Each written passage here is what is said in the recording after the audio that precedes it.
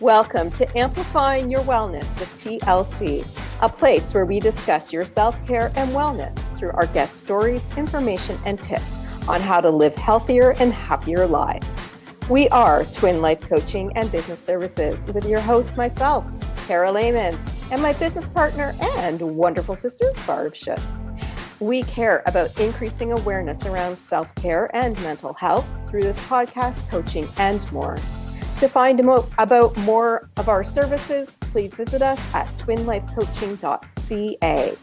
As a reminder, this podcast is for sharing of stories and information only and is not intended to be or replace any advice you are seeking or have received. So today we are welcoming a consultant, Robert Jordan, to the show. Thanks for joining us, Robert. Thank you. It's great being here. Thank you for inviting me. Great.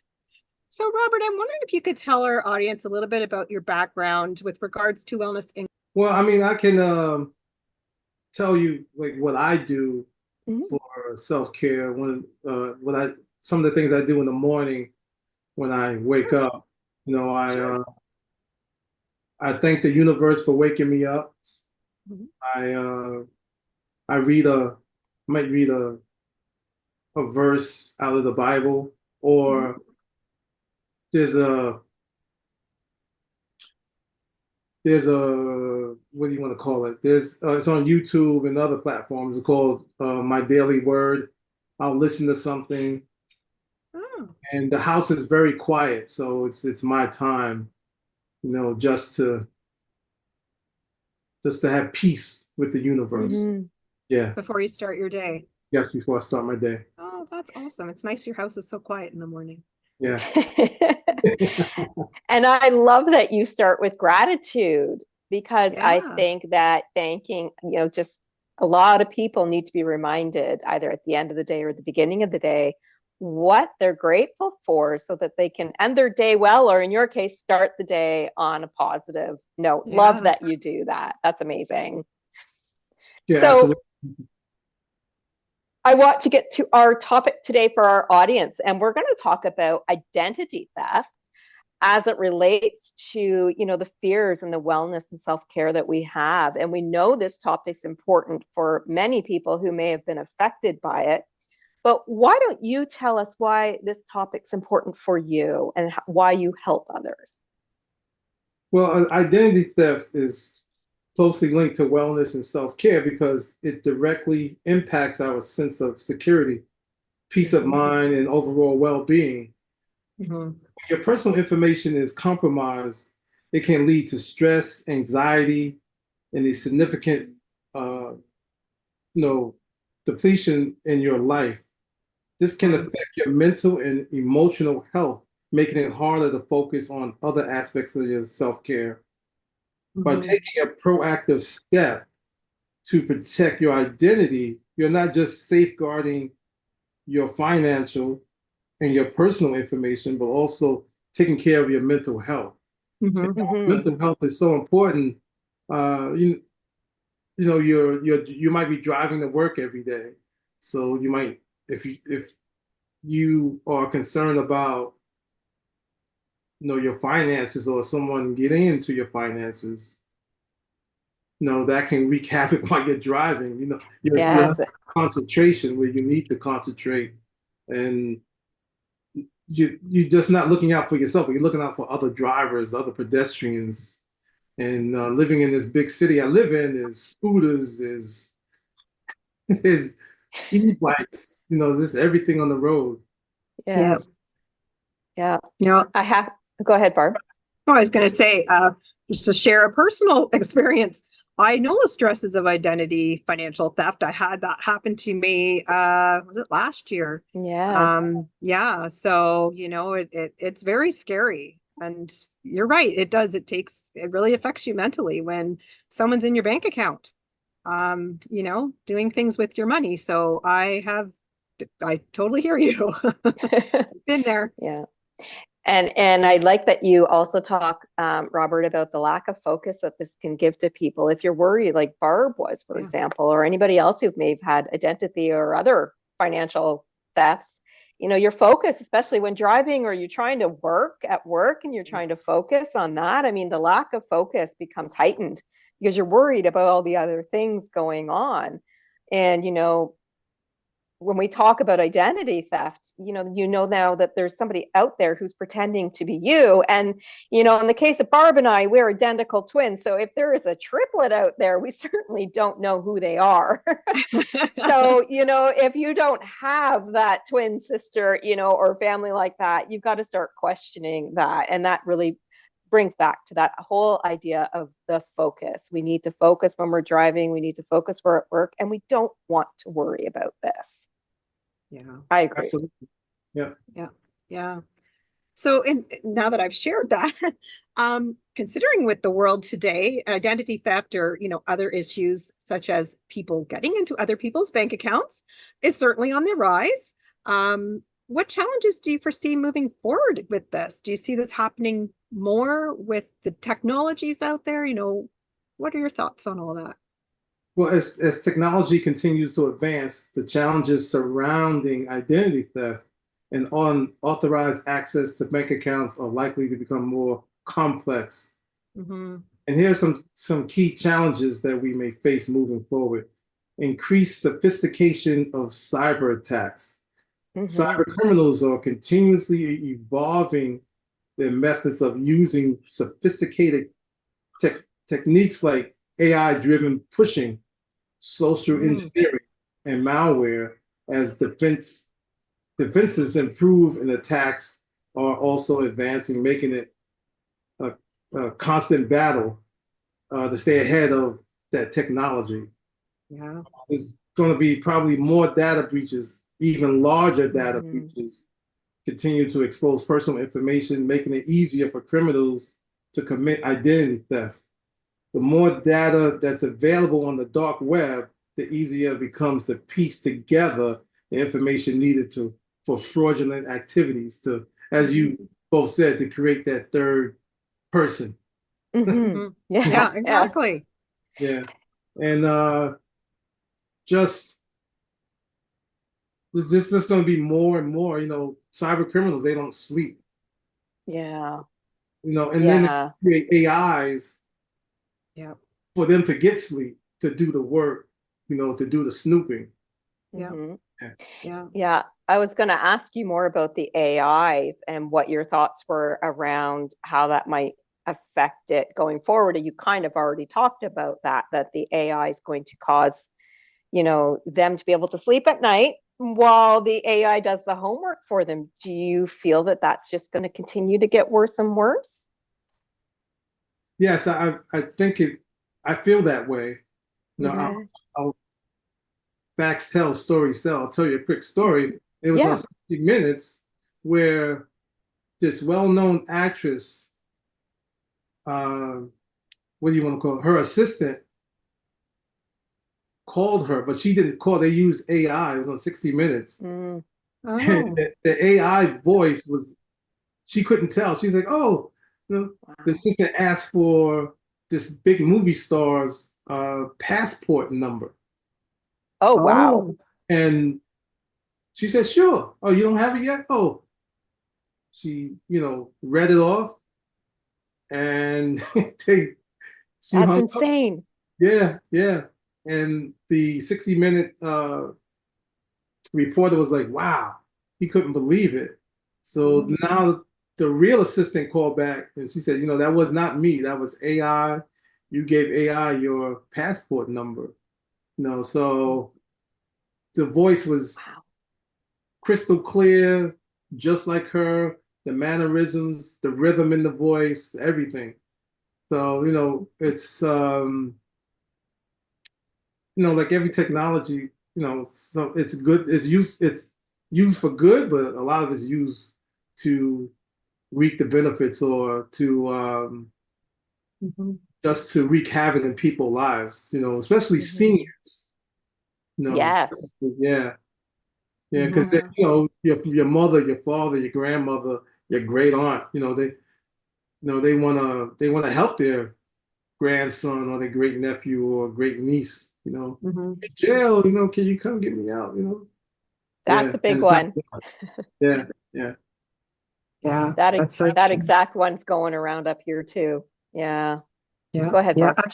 I was going to say our mothers actually had one of those types of calls, saying, this is your grandson's friend and your grandson's in jail. And my mom just played along and gave some silly remark back, knowing it was a scam. But she very quickly picked up on that. But yeah, that's another big one. It's a very different world than 30 years ago when we didn't have cell phones and computers and we played outside as kids and that kind of thing. It's very, very different. It's a bit scary.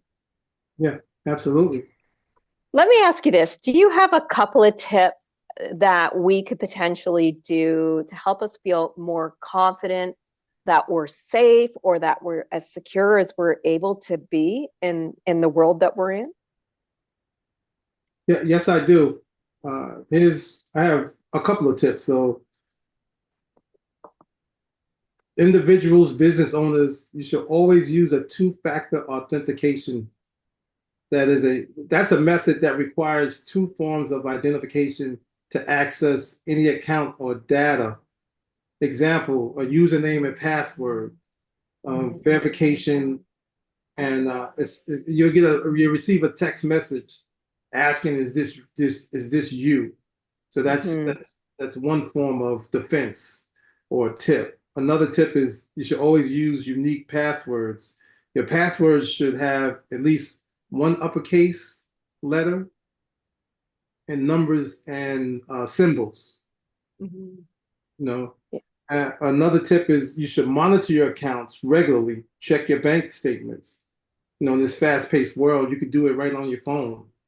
Mm-hmm. Or travel. If you're on public transportation, you could do it, as you're going to work, or maybe set aside some time during your day to do that. It doesn't take long to do that. Mhm. Your bank statements, your credit card accounts. Look for unauthorized transactions. They're easily detected, and you can get help when that happens. Yeah. That one It's I find very interesting because, a lot of us, we don't even look at our credit card statements. And I think that's one that, a lot of people need to start actually doing is actually opening them and not just paying the balance because, oh yeah, it's probably got this on it. Especially nowadays when we start putting bills on there and we're putting our cell phones on our credit cards and those types of things that we just assume that, that $500 I owe my credit card is the right amount without actually looking at each transaction to make sure that that makes sense. So that's a really good one. I told my son that when he first got a credit card. He's now 20, so he just got a credit card about a year and a half ago. And you say that, and I actually told him that go through each transaction every time and make sure that they make sense. That's a really good point. I want to add to that though, because Robert, I like your tip about checking it daily. So I had credit card fraud last year. I mean, it's crazy. All of this identity theft and fraud, it's out there. Yeah. And I had my credit card set up to tell me every single time a transaction went on it. And one day it was $100 to some gambling site. And then an hour later, the same thing. By the time I got through to the credit card company, 5 $100 transactions had happened. Wow. Wow. So if I had waited until, and I got my statement, it's quite possible I would have had thousands of dollars of credit card debt from this. Now my credit card company stopped it. I contacted them, I put a stop on the card, all's good, got my money back. But no, right? So I love the tip. Check it daily if possible. It takes what, 2 minutes, Robert, to check something like that? Yeah, yeah. Yeah. If you have a 5G phone like that, Yeah, they're Exactly. quick. Yeah, just do it because it's It'll take totally longer worth it. It'll take longer to log in and do your authentication, right? And then Yeah. actually check the amount. yeah, Yeah. you're absolutely right. And another tip is you should definitely, if it's a husband and wife, sit down maybe after the kids go to bed, or say like a date night, say, okay, we're gonna go over these statements just to make sure everything's okay. Great idea too. That's a really good idea, especially with household things. Yeah. That's great. Yeah. Those are great, great tips. Now I want to move on to habits. So what are 3 habits that we could start doing that could help us with preventing theft or, be it identity or other type of theft, that we can start doing now, just as general population? I know you mentioned a couple of tips, but are there more habitual things we could be doing? One kind of like checking the credit card every day. Yes, I have some. That's a good question too. Yeah. So when you are, you know, the world has changed because of COVID. So Mhm. when people have started home-based businesses, and a lot of times we are out at coffee shops and so forth, in the park, a nice day like today, you're in the park. Definitely be cautious of public Wi-Fi. Make it Ah. a habit of avoiding public Wi-Fi. But if you must use public Wi-Fi, consider using a virtual private network, a VPN. Mhm. Definitely Okay. have one of those. Mhm. And if you had to give another tip, what would another tip be? You should, if you don't have one, buy a shredder. Oh, good tip. That's amazing tip. Yeah. Yeah, I like that 100% one. agree. buy a shredder. Here in the United States, Labor Day is coming up. There's going to be a Same lot here. of sales. Amazon, just everywhere and anywhere where they sell shredders, buy a shredder. It's not expensive. And just shred all your documents, that Mhm. even the junk mail, you want to shred that. If you have a checkbook and you're finished with it, tear the pages out, shred it, because your Mhm. bank account numbers on there, your routing number. Mhm. Mhm. Uh, Absolutely. I'll tell you a quick story. There's a Yeah. gentleman, he was talking to one of his friends about identity theft, and this gentleman is a business owner, and somebody went dumpster diving in his garbage, got a whole Wow. Mhm. sensitive information, and he looked at one account, and it was a couple of $100,000 in the account. It was gone. Oh, wow. He looked into his other one, and he saw the money. He's like, "Wait a minute, I have more money in there." He flew to the bank, talking to them. They pulled up his account. They saw the money leaving his account in real time, and then they put a stop to it. But that Wow. was all because he threw some sensitive information into his garbage. And to this day, it's been maybe 3 or 4 years. He's still having issues Mhm. with his identity. Yeah. Wow. Wow. I have a question too around passwords. Do you have any thoughts on preventing your theft by where you store or how you store your passwords? Well, I know there's apps where you can store your passwords. Change your passwords as often as you want, or Okay. even if like people say have a pad, write down your password next to your computer, your laptop. But if you don't do that and you go onto some place where it requires a password, it's going to make you create another password, which is okay, and then you're going to have Right. that two-step authentication. So Mhm. Right. I don't. I've seen the apps to store passwords. I haven't used them. I write them down. I have a book. I write them down with here, Same here. yeah, at home. But like this weekend, I was like, oh, I'm just gonna. I couldn't remember the password, so I created a new. So yeah, you should change your passwords as often as you would like to change them. It's not Mhm. gonna Mhm. be bad. It's like having a combination. You juggle it. Yeah. Yeah, yeah. Yeah, and I think I'd be a little nervous using an app for all my passwords because you would Yeah. have usernames and passwords, etc. And I'm sure there's a lot of safe ones out there, don't get me wrong, but I think it would make me personally a little bit nervous to do it. Yeah. Yeah, that's it. Yeah. So, trying to round up our conversation with you today, is there that one big piece of advice you want everybody to take away today? I mean, there's been so many amazing things you've shared with us, but is there that one thing that if we heard nothing else, we need to take this away from you today? Everything that I shared adds up to the all the tips and all the things that you young ladies spoke of. Sums up everything. We have to be vigilant.